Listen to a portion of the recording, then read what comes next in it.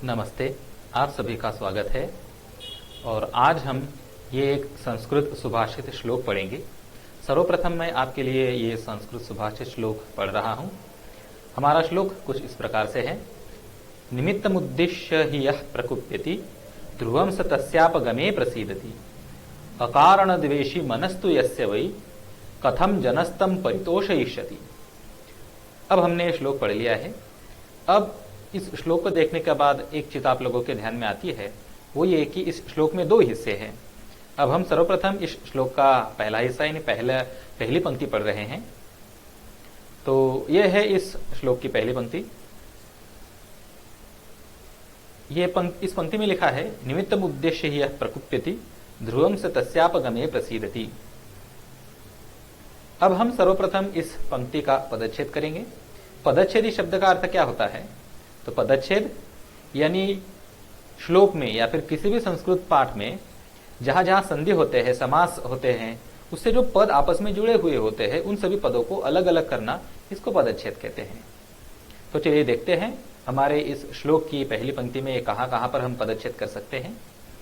सर्वप्रथम निमित्तम उद्देश्य यहां पर जो लिखा हुआ है, यहां एक संयोग है और इस संयोग का विग्रह कुछ ऐसे होता है, निमित्तम जमा उद्देश्य।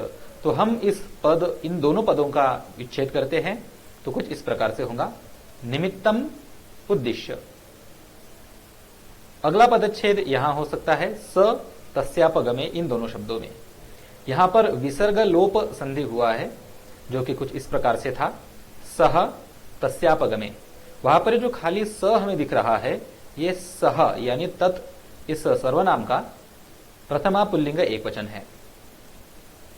और आगे तस्यापगमे, इस शब्द में भी संधि है, इसको भी हम विच्छेद कर सकते हैं। यहां पर संधि है सवर्ण दीर्घ संधि।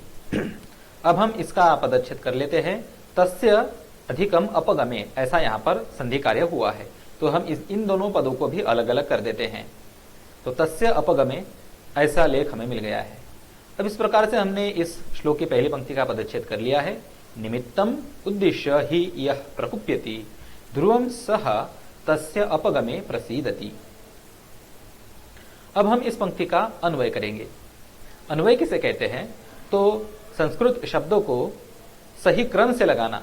यानी अब हम हिंदी भाषा में इस श्लोक का अर्थ देख रहे हैं, तो हिंदी भाषा के अनुसार श्लोक में जो शब्द है उनका सही क्रम क्या होगा, उसके अनुसार शब्दों को फिर से उनकी रचना करना, इसको अन्वय कहते हैं। तो ये हमारा मूल श्लोक की पंक्ति है, नीचे हम उसका अन्वय कर रहे हैं। तो अन्वय में हमने देखा कि श्लोक में जो शब्द है उन्हीं शब्दों को हमें फिर से लिखा है, बस उनका क्रम किंचित बदला हुआ है। अब हमारा अन्वय कुछ इस प्रकार से हो रहा है, यह निमित्तम उद्देश्य प्रकुप्यति सह तस्य अपगमे ध्रुवम प्रसीदति। अब यहां पर जो अन्वय हमने किया है उसका अर्थ हम देखते हैं। अन्वयार्थ यानी अन्वय जो है, उस अन्वय का अर्थ अब हम देखेंगे। देखिए यहां पर सर्वप्रथम जो शब्द लिखा हुआ है वो है यह, इस जगह पर है, मैं आप लोगों को दिखाता हूं। यह शब्द का मतलब होता है जो, और आगे है निमित्त। निमित्त का मतलब हो सकता है यहां पर इस श्लोक के संदर्भ में कारण, हेतु, रीजन, और उद्देश्य यानी देखकर यानी निमित्तम उद्देश्य किसी कारण से, ऐसा इन दोनों शब्दों का मिलकर अर्थ होता है, कारण से। और अगला शब्द है प्रकुप्यति। प्रकुप्यति यानी गुस्सा करता है, क्रोध करता है।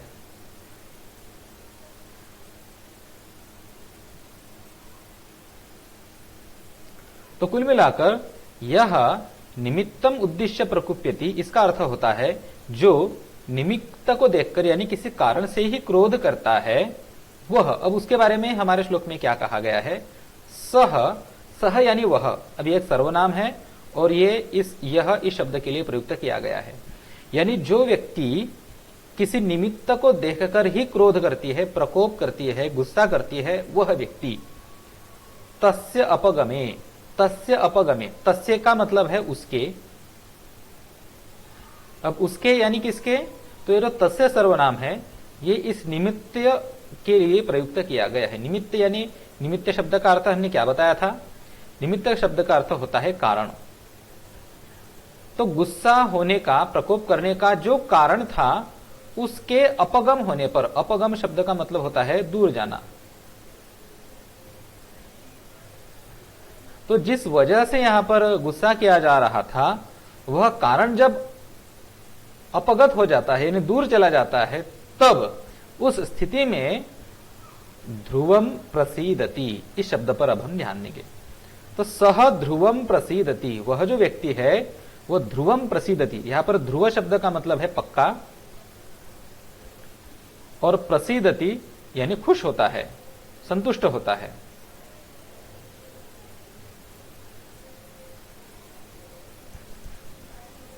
तो इस प्रकार से हमने इस श्लोक का अन्वय अर्थ भी देख लिया है। एक बार फिर से मैं इस श्लोक का अन्वय आप लोगों को समझाता हूं। यह यानी जो व्यक्ति निमित्तम उद्देश्य प्रकुप्यति, यानी जो मनुष्य गुस्सा तो कर रहा है लेकिन कैसे गुस्सा कर रहा है, निमित्त की वजह से, किसी कारण, किसी विशेष कारण से जो व्यक्ति गुस्सा करती है वह व्यक्ति तस्य अपगमे यानी उस कारण के दूर हो जाने पर ध्रुवम प्रसीदति, पक्का, बिल्कुल पक्की बात है कि वो संतुष्ट हो जाएगा, खुश हो जाएगा। अब देखिए ये जो पहली पंक्ति है, इस पंक्ति का तात्पर्य अर्थ में आप लोगों को समझाने की कोशिश करता हूं। देखिए सोचो आपका किसी ने नुकसान किया और ऐसे नुकसान हो गया तो ये कारण मिल गया, और ऐसे किसी कारण से यदि आप किसी पर गुस्सा करते हैं और बाद में यदि आपके नुकसान की भरपाई कर दी जाए तो ये बात पक्की है कि आप अब गुस्सा नहीं करोगे, आप संतुष्ट हो जाओगे और आप में मित्रता फिर से बनेगी। परंतु इस विश्व में सारे लोग ऐसे ही नहीं होते हैं, दूसरे टाइप के भी लोग होते हैं, और ऐसे इन दूसरे टाइप के जो लोग हैं उनके बारे में हम श्लोक के इस दूसरे हिस्से में पढ़ेंगे। पहला हिस्सा हम पढ़ चुके हैं, दूसरे हिस्से में दूसरे टाइप के लोगों के बारे में हम बात करेंगे। तो यह है हमारा श्लोक का दूसरा हिस्सा, दूसरा चरण। अकारण द्वेषी मनस्तु यस्य वै कथम जनस्तम परितोषयिष्यति। अब इसमें भी हम पहले जैसे किया था वैसा ही पदच्छेद कर रहे हैं। अब यहां पर यदि हमने ध्यान से देखा तो मनस्तु और जनस्तम इन दोनों जगहों पर विसर्गस्य सह हुआ है, यानी विसर्ग की जगह पर सकार आदेश हुआ है। इनका यदि हम विच्छेद करें तो मनः तु और जनः तम, ऐसा यहां पर संधि विच्छेद होता है। और अकारण द्वेषी ये जो शब्द है ये एक समास है, तो इनके समास में जो पद है उनको हम एक डैश से अलग अलग करके दिखा रहे हैं।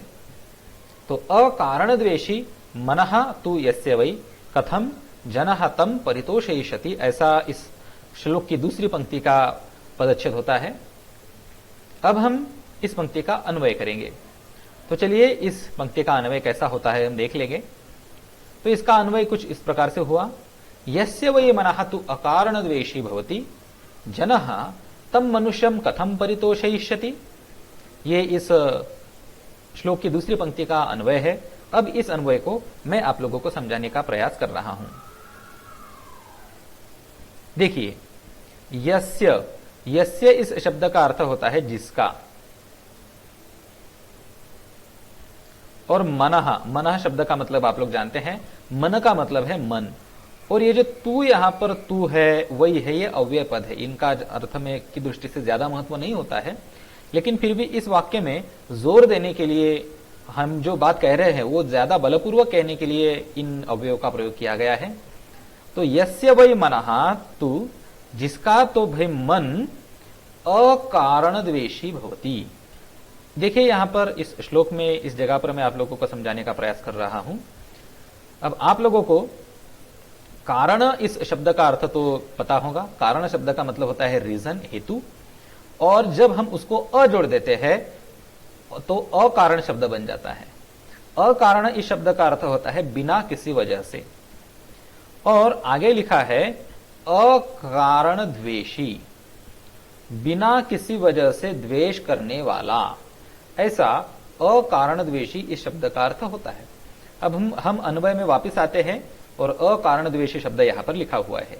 तो संपूर्णतः यस्य वै मनः तु अकारण द्वेषी भवति, तो जिसका भाई मन अकारण द्वेषी होता है, यानी बिना किसी वजह से भी द्वेष करने वाला होता है। यहां पर एक चीज आप लोग ध्यान में रख सकते हैं, भवती ये जो शब्द है ये कंस में लिखा है। कंस में लिखा है, इसका अर्थ क्या है कि ये जो भवती शब्द है आपको इस श्लोक में नहीं मिलेगा, परंतु श्लोक के अर्थ की दृष्टि से भवती इस शब्द का यहां पर होना जरूरी है, इसलिए ये शब्द हमने यहां पर मन से लिखा है। तो जिन शब्दों को हम मन से लिखते हैं वे शब्द कंस में होते हैं। तो अतः हमारा ये वाक्य यहां से लेकर यहां तक कुछ इस प्रकार से हो रहा है, यस्य वै मनः तु अकारण द्वेषी भवति, यानी भाई जिसका मन अकारण द्वेषी होता है, भवति इस शब्द का मतलब है होता है, तो जिसका मन अकारण द्वेषी होता है यानी बिना किसी वजह के द्वेष करने वाला, गुस्सा करने वाला होता है, तो उसके बारे में क्या कहा गया है, जनः, जनः यानी कोई भी मनुष्य, तम मनुष्यम कथम परितोषयिष्यति। अब देखिए यहां पर तम ये जो सर्वनाम है ये उस व्यक्ति के लिए है जिसका मन अकारण द्वेषी है। ये जो तम है ये तम इसके लिए है, उस व्यक्ति के लिए है। तम मनुष्यम यानी उस मनुष्य को, किस मनुष्य को, जिसका मन अकारण द्वेषी है, उस मनुष्य को कथम परितोषयिष्यति। कथम इस शब्द का मतलब होता है कैसे, और परितोषयिष्यति, देखो परि यानी हर तरह से, और तोषयिष्यति यानी संतुष्ट कर सकता है।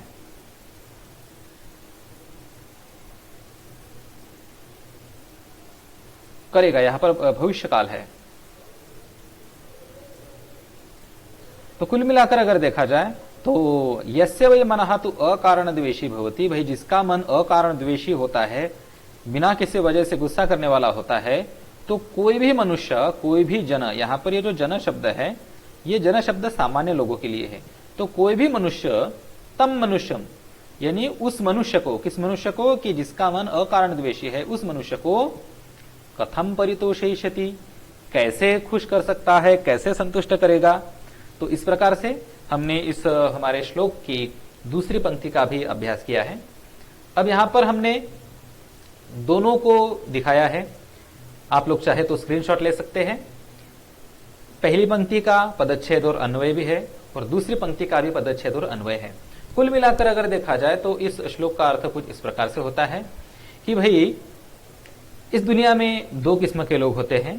पहले किस्म के लोग तो वे होते हैं कि जो किसी कारण से ही गुस्सा करते हैं, बगैर किसी कारण के गुस्सा नहीं करते हैं, और दूसरे लोग ऐसे होते हैं बिना किसी कारण के कहीं पर भी गुस्सा कर सकते हैं।